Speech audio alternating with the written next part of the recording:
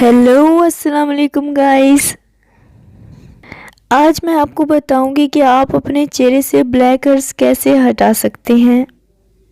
Black heads भी हम ख़वातीन के लिए एक अहम मसला है। इन्हें फेशियल के ज़रिए साफ़ करवा कर कुछ वक्त के लिए जान छुड़ाई जा सकती है, लेकिन हमेशा के लिए नहीं। तो चलिए मैं आपको बताती हूँ ब्लैक हेड्स से हमेशा के लिए जान कैसे छुड़ाई जा सकती है। इसके लिए 1 चमचा जेलटीन पाउडर में 1 से 2 चमचे दूध मिलाएं। इस मिक्सचर को 15 सेकंड के लिए ओवन में गर्म कर लें और फिर चेहरे पर लगाएं। 15 मिनट के बाद चेहरा धो लें।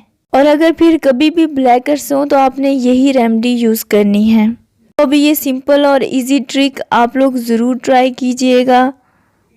तो इसी के साथ मुझे दीजिए इजाज़त। अल्लाह हाफिज़।